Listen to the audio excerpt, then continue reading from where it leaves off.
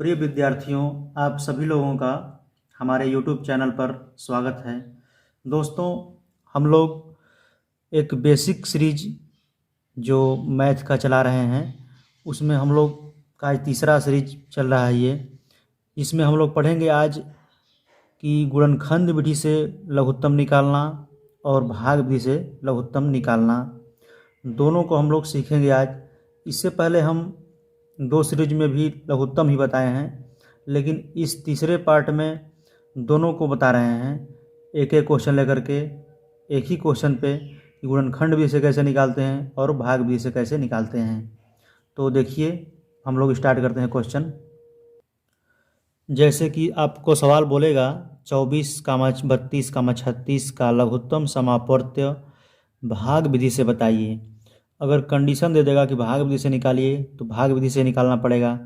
अगर बोल देगा कि गुणनखंड विधि से निकालिए तो हम लोगों को गुणनखंड विधि से सवाल निकालना पड़ता है। अगर बस केवल बोल देता है कि इनका लघुत्तम निकालिए तो आप लोगों की मर्जी, जिससे निकालिए, गुणनखंड विधि से निकालिए या भाग विधि से निकालिए, लेकिन सबसे बेस्ट तरीका माना जाता है भाग विधि निकालना। लेकिन हम लोग इसमें दोनों तरीका को सीखेंगे, क्योंकि पढ़ाई में सब कुछ जानना चाहिए, जिससे आसान हो वही चीज़ को हमको उपयोग करना चाहिए। तो देखिए, पहले हम भाग विधि से निकालते हैं इसको, भाग विधि से। तो भाग विधि से जैसा कि हमने इसको लिख देना है, इसको 24, 32, इसको कॉलम बना लेते हैं कामा हटा के, और ये 36। तो सबसे पहला काम क्या होता है मेरा कि 2 से चेक करते हैं कि 2 से कटने वाला है कि नहीं। तो हम लोग इसको 2 से कटाएंगे इससे। तो भाग जिसे देते हैं सिंपल तरीका से, हम लोग उस तरह से भाग देना है इसमें।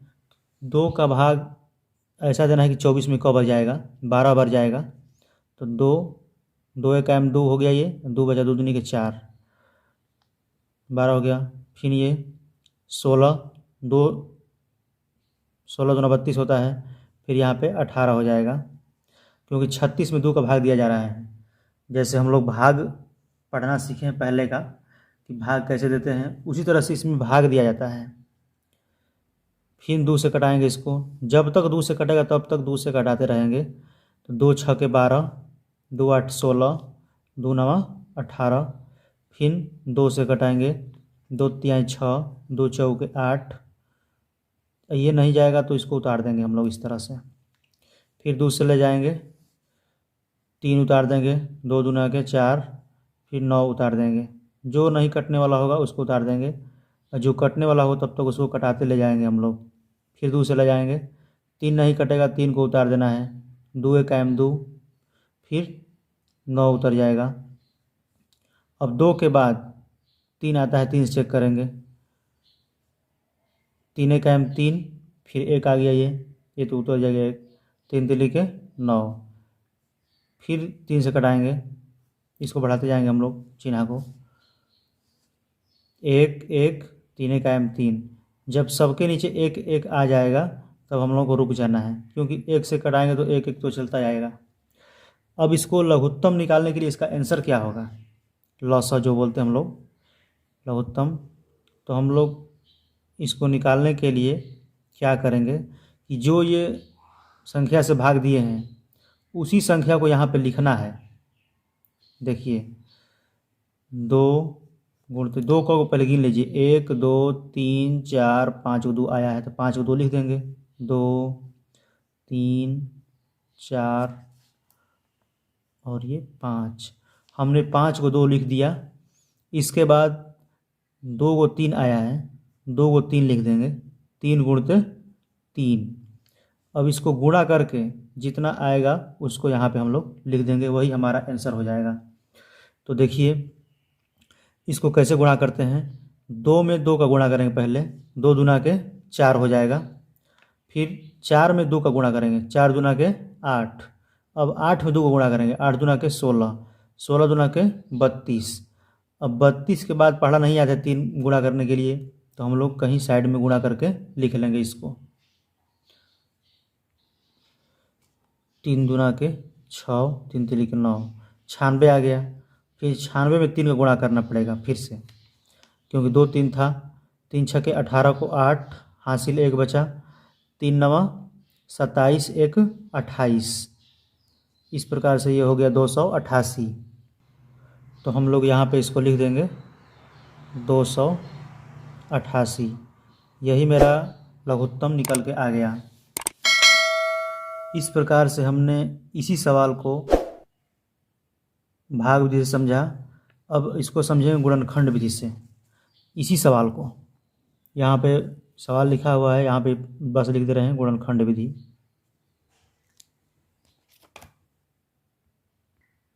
अब इसी सवाल को हम गुणनखंड विधि से लघुत्तम निकालेंगे, क्योंकि इसका आंसर दोनों का समान आना चाहिए।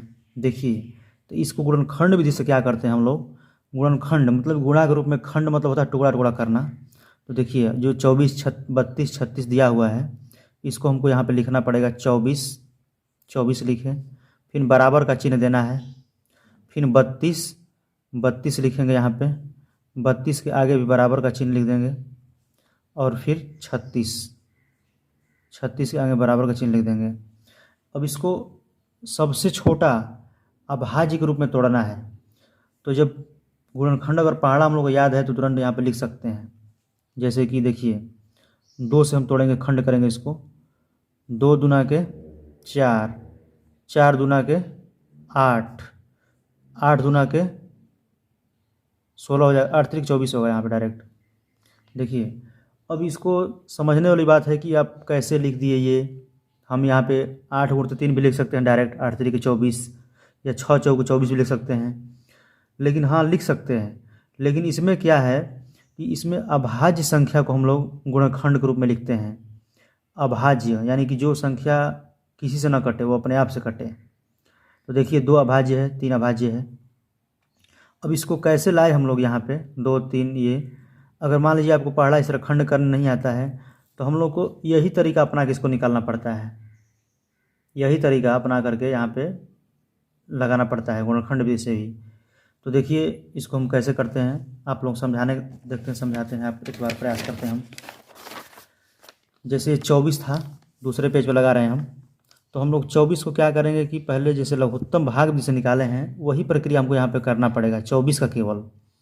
तो 2 12 हम 24, 2 छके 12, 2 तिहाई 6, फिर 3 से जाएगा, 3 एकाम 3। तो ये अभाज्य गुणनखंड के रूप में आता है निकल करके मेरा, जो हम लोग लघुत्तम निकालते हैं ना। तो वही हमने लिखा है 2 गुणते 2 गुणते 2 गुणते 3। अब इसी प्रकार से 32 है, तो देखिए यहाँ पे रफ कर रहे हैं हम। 32 को क्या करना है, फिर वही तरीका भाग विधि से हम लोग इसको निकालेंगे, खंड करेंगे पहले, जिसे भाग देते हैं हम लोग इस तरह से। तो 2 16 32 होता है, 2 को पढ़ा याद है आपको, तो 32 में भाग देंगे तो 16 आएगा। 2 8 है 16, 2 चौके 8, 2 दूना के 4, और 2 एकाम 2। तो इस प्रकार से हम देखिए 1 2 3 4 5 को 2 आया, तो हमने यहाँ पे 5 को 2 लिख देना है हमको। इसको यहाँ पे देखिए 1 2 3 4 5। अगर आपको याद है, पहाड़ा याद है बढ़िया से, तो इसको इस तरह हल कर सकते हैं। 2 दूना के 4, 4 दूना के 8, 8 दूना के 16, 16 दूना के 32। इस प्रकार से ये हल हो जाएगा। अब ये 36 है, इसी प्रकार 36 को क्या करना है, इस पे देखिए, इसको रफ भी कर दे रहे हैं हम फिर से आप लोगों को। अगर आप बेसिक से सीख रहे होंगे तो आपके लिए ये समझने का बता रहे हैं, ऐसे तो लोग जानते ही हैं, तो कोई बात नहीं है। 2 18 हम 36, क्योंकि 36 भाग दिए 2 का, तो 18 बार में गया। 2 9 18। अब ये 3 से जाएगा, 2 से नहीं जाएगा, विषम संख्या आ गया। 3 3 के 9, और 3 एकाम 3। तो इसी को हमको यहाँ पे लिखना पड़ेगा। 2 को 2 आया है, 2 को 3 आया है, तो 2 दूना के 4, 4 तिहाई 12, और 12 तिहाई 36। देखिए दोस्तों, इस प्रकार से हमने इसको खंड किया, गुणनखंड विधि से लघुत्तम निकाल रहे हैं हम। अभी लघुत्तम निकाला नहीं है, अभी इसको खंड किए हैं। 2 2 2 ये सब खंड हो गया। अब इसमें क्या करना है कि इसमें सब में मिलाना है, जो तीनों है ना, 3 लाइन है बना है मेरा, तीनों लाइन में देखना है कौन कौन मिल रहा है कॉमन। ये होता है list common multiple. List common multiple होता है, मतलब छोटी से छोटी कॉमन संख्या हम लोग इसमें चेक करते हैं। तो देखिए इसको क्या करना है, पहले 2 मिल रहा है, इसको 2 को पहले हम लोग यहाँ पे इस तरह मार्किंग कर दे रहे हैं ताकि नीचे लिखेंगे हम लोग 2। तो हम लोग लिखेंगे यहाँ पे 1 2 3। जब जितना संख्या पूछ दे, अगर 2 अंक का पूछेगा तो 2 अंक में चेक करेंगे। 3 अंक आया है मेरा तो तीनों में कॉमन देखेंगे। फिर ये देखिए इसमें मिल रहा है तो इसको भी लिख लेंगे 2।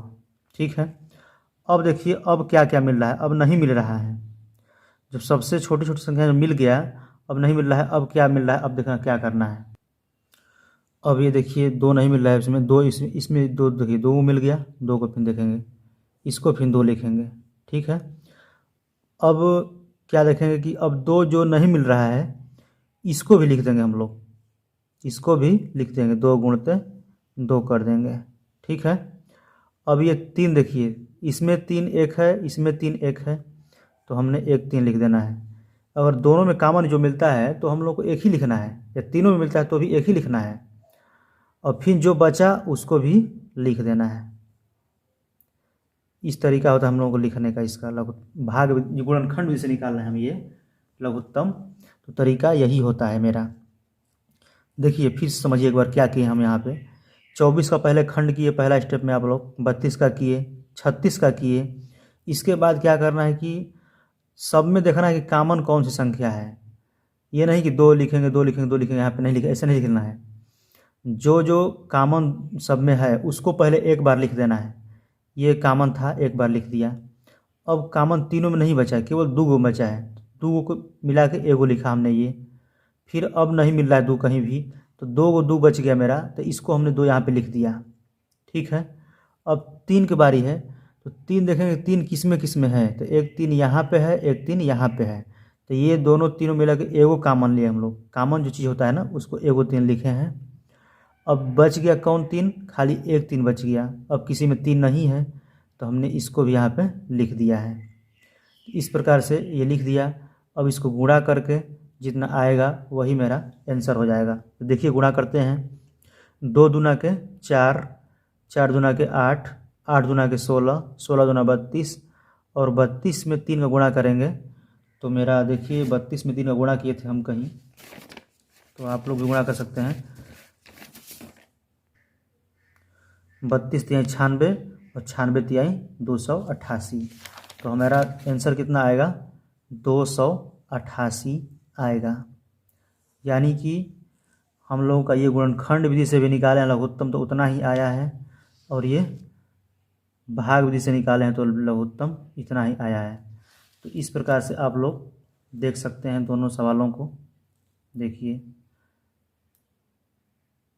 इस प्रकार से हम लोग लगाते हैं मित्रों गुणनखंड विधि। लेकिन सबसे बेस्ट माना जाए तो ये तरीका सही है, ये तरीका से डायरेक्ट आंसर आता है आपका। और अगर परीक्षा में पूछ दे कि गुणनखंड विधि से निकालिए तो गुणनखंड विधि से निकालना पड़ेगा।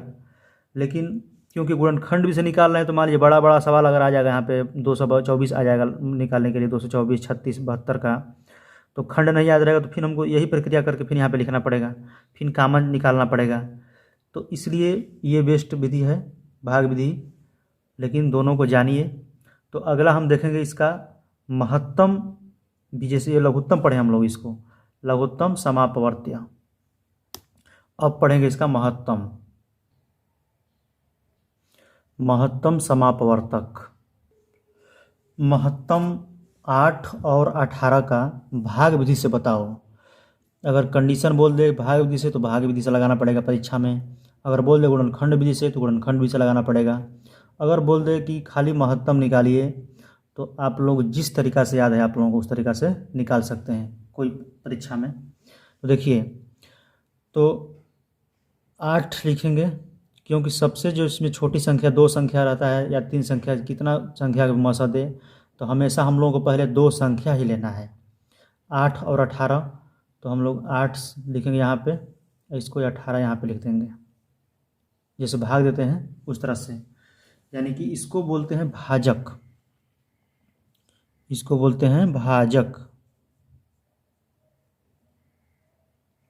ठीक है। इसको बोलते हैं भाजक, जिस संख्या से भाग दिया जाता है उसको बोलते हैं भाजक, इसको बोलते हैं भाज्य, इसको बोलते हैं भाज्य। और इधर जो आता है मेरा ये, इसमें उत्तर जो आता है इसको बोलते हैं भागफल, इसको बोलते हैं भागफल, भागफल। और जो नीचे आता है पता है आपको, शेषफल बोलते हैं उसको। देखिए, तो 8 से पहले 18 में भाग देंगे, क बार में जाएगा, तो 8 दूना के 16, 2 बार में जाएगा, क्योंकि 38 के 24 हो जाएगा तो नहीं जाएगा, 8 दूना के 16। इसको घटाएंगे, 18 में 16 जाएगा 2, 8 में 6 जाएगा 2 बचेगा। अब यहाँ पे तो कट जाएगा, 0 हो जाएगा। अब ये 2 क्या बना, अब देखिए, अब इसको ही भाजक बनाएंगे, जो हम लोग इस 8 से भाग दे रहे थे, तो अब इसको क्या करेंगे, अब इसको भाज्य बना देंगे। मतलब कि ये जो हम भाग दिए हैं इसको यहाँ पे लिख देना है, इसको भाजक बना देना है, और ये इसको फिर भाज्य बना देना है, यानी कि 8 यहाँ पे लिख देना है। फिर अब 2 चौके 8, 2 चौके 8, ये कट गया। जब ये कट गया, शेषफल इसको बोलते हैं, शेषफल। जो नीचे कट जाता है कुछ या बच जाता है उसको शेषफल, लेकिन महत्तम निकालते हुए बचता नहीं है। तो इसका मौसा क्या होगा आखिर में, तो हम बताए थे कल वीडियो में बताए थे, जो इधर बाएं साइड जो संख्या आता है उसी को हम लोग मौसा बताते हैं। ये भागफल नहीं, ये तो भागफल आ गया, तो भाग निकालने को बोलेगा तब तो भागफल ये आता है, लेकिन मौसा जब निकालने की बात आता है तो हम लोग जो इधर बचता है बाएं साइड में जो भाजक के रूप में आता है वही हमारा आंसर होता है। तो मेरा मौसा हो जाएगा, यानी महत्तम समापवर्तक, इसको HCF बोलते हैं, 2 मेरा उत्तर हो जाएगा। ठीक है, इस प्रकार से हमने इसको भाग विधि से बताया। अगर मान लीजिए 3 अंक का भी रहे, तो हम आप लोगों को 3 अंक का कल बताए थे भाग विधि में, 3 अंक का भी रहता है तो 2 वो पहले लेना है, फिर जिसका 2 का 1 आ गया महत्तम, फिर तीसरे को लेकर के उसमें दोनों का भाग देते हैं, इस तरह कर सकते हैं। अगर आप लोग महत्तम को देखना चाहते हैं तो हमारे चैनल के प्लेलिस्ट में वो वीडियो अपलोड है। अब इसको इसी को लगाएंगे हम गुणनखंड विधि से, यहीं पे लगा दे रहे हैं। अब इसी सवाल को हम इसलिए ले रहे हैं कि अंतर दोनों का आंसर मतलब समान आना चाहिए, क्योंकि तभी आप लोगों को समझ में आएगा।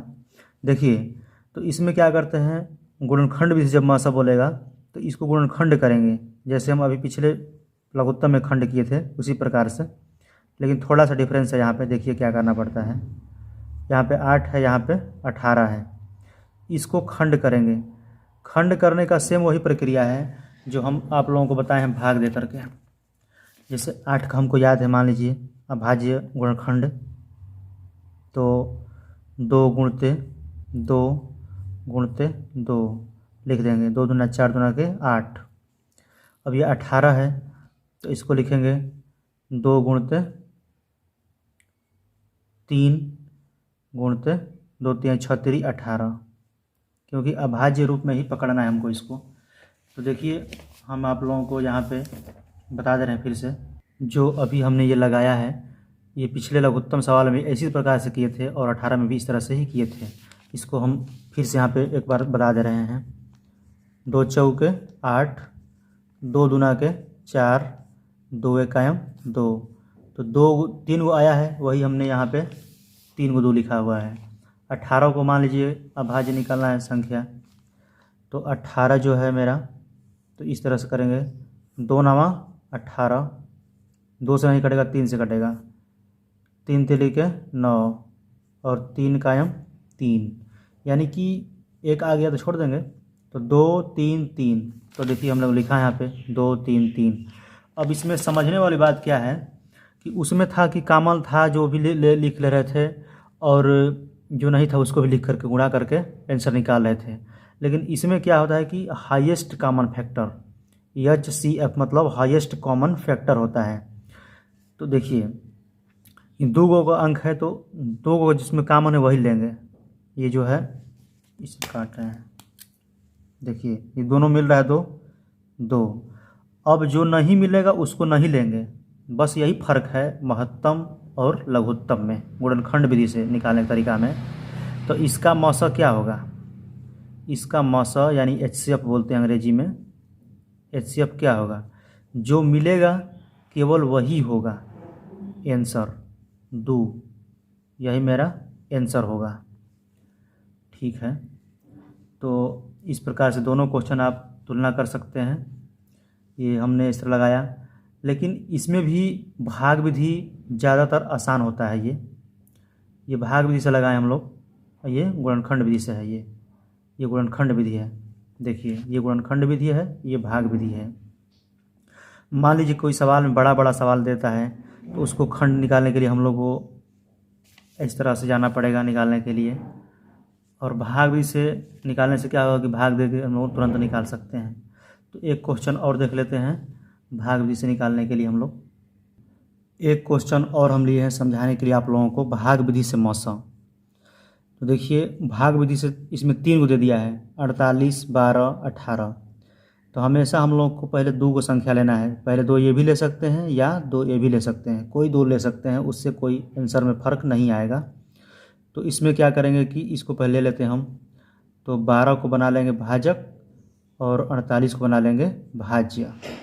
भाग देंगे, 12 चौके 48, तो एक ही बार में कट गया ये। तो मेरा जो यही बचा भाजक, यही मेरा मौसा हो जाएगा, यानी कि 48 और 12 का मौसा आ गया 12, क्योंकि 12 दोनों में कॉमन है, मौसा हो गया। अब बचा तीसरा 18, यानी कि अब इसको 18 लिख देंगे यहाँ पे। 2 को फिर बन गया, पहले 2 को लिए तो 1 को बना, मेरा मौसा आ गया। दोनों का मौसा जो कॉमन होता है वही हो गया। फिर तीसरा निकालने के लिए इसको क्या करेंगे, इसको यहाँ पे लिख देंगे। अब दोनों में तुलना करेंगे कि बड़ा छोटा कौन है। तो 12 छोटा है मेरा, 18 बड़ा है संख्या। तो फिर 18 में 12 का भाग करेंगे, तो 18 को बनाएंगे भाजक, और नहीं 18 भाज्य बोलते हैं इसको, बीच वाला भाज्य बोलते हैं इसको। 12 से फिर भाग देना है, तो 12 का 12 एक बार में जाएगा, तो 12 लिख देना है। 6 बचेगा यहाँ पे शेष पर घटाने पे। फिर इसको भाजक बना लेना है। ये 12 जो भाजक था पहले, इसको यहाँ पे लिख देना है, यानी कि भाज्य बन जाएगा मेरा ये 12। 6 दूना के 12, ये पूरा कट गया। जब कट जाता है तो तुरंत मौसा हम लोग जो इधर साइड में आता है, जो बाएं साइड में, यानी भाजक के रूप में आता है, जो वही हमारा आंसर होता है 6। तो मेरा ये आंसर, इसका मौसा क्या होगा, 6 आएगा, 6। तो इस प्रकार से 6 आंसर हो जाएगा ये। ठीक है, अब इसी सवाल को हम गुणनखंड विधि से मौसा निकालेंगे। देखिए, ये गुणनखंड लिखे हैं, गुणनखंड विधि से मौसा निकालेंगे। कैसे निकलता है, मतलब गुणनखंड विधि से। तो इसको क्या करना है कि हम लोग, जैसे 3 अंक इसमें दे दिया है, तो इसको लिख देना है। तो इसका खंड उसी तरह से करेंगे हम लोग, जैसे कि इस तरह से किए हैं, आप लोग कर सकते हैं इसको। देखिए, तो 16 48 को हल करने के लिए करेंगे 2 दूना के 4, 2 दूना 4, 4 दूना के 8, 8 दूना के 16, 16 तिहाई 48, इस तरह होता है। आप लोग इस तरह से हल कर सकते हैं। नहीं याद है आपको तो इस तरह जो आएगा वहाँ पे लिख सकते हैं वहाँ पे। तो हमको याद है इसलिए हमने लिख दिया है इसमें। 2 दूना 4, 4 दूना 8, 8 दूना 16, 16 तिहाई 48 हो गया ये। इसको लिखेंगे 2 दूना के 4, 4 तिहाई 12। फिर इसको लिखेंगे 2 दूना के, नहीं देखिए 2 दूना 4 हो तो गलती हो जाएगा, 18 नहीं, 2 तिहाई 6 होगा। 2 तिहाई 6, 6 तिरी 18 होगा ये। अगर आप लोगों के लिए नया शब्द है ये, तो इस तरह से निकाल लेंगे आप लोग। 18 करके यहाँ पे निकाले हैं ना, 2 तिहाई 6, 6 तिरी 18, इस तरह से। देखिए, तो अब इसमें क्या करेंगे कि मौसा निकालने के लिए सब में देखेंगे कॉमन कौन है। तो यह 2 जो है मेरा एक कॉमन है इसमें, 2 जो चल नहीं रहा है यार, 2। देखिए, तो हमने यहाँ पे 2 लिख दिया है ना, इसको हमको 2 लिख देंगे, गुणते करते जाएंगे। अगर और मिलेगा तो लिखेंगे, नहीं मिलेगा तो नहीं लिखेंगे। अब देखिए 2 इसमें तो मिल रहा है, लेकिन इसमें 2 नहीं है, तो इसको छोड़ देना है। इसमें 2 है, इसमें 2 है ये नहीं, 2 मतलब है ये नहीं है, तीनों में कॉमन रहेगा तभी होगा। तो देखिए अब ये 3 इसमें एक है, एक इसमें 3 है और एक इसमें 3 है, यानी हमको एक 3 को ले लेना है, ये 3 को ले लेना है। अब क्या मिल रहा है, अब इसमें 3 है, इसमें 3 है ये नहीं है, इसको छोड़ देना है। और लघुत्तम में हम लोग क्या करते थे कि जो मिलता था उसको भी लिखते थे, जो कॉमन मिलता था उसको लिखते थे, और जो नहीं मिलता था उसको भी लिख करके गुणा कर देते थे। तो इसमें क्या फ़र्क है कि इसमें जो बस जो मिलता है उसी को लिखते हैं, जो कॉमन मिलता है सब में। तो इसी यही 2 मिला है और एक 3 मिला है, तो 2 तिहाई 6। तो मेरा आपका आंसर क्या हो जाएगा, ये 6, यानी महत्तम इसका 6 होगा, मौसा, जिसको HCF बोलते हैं हम लोग। तो देखिए ये दोनों सवाल को हमने हल कर दिया है भाग विधि से और गुणनखंड विधि से भी, यही सवाल को। इस प्रकार से कोई भी सवाल हो आप लोग इसको अच्छा से हल कर सकते हैं। तो इस प्रकार से हमने ये समझ लिया, और अगले वीडियो में हम लोग भिन्न के बारे में पढ़ेंगे कि भिन्न को कैसे लगाया जाता है। ओके।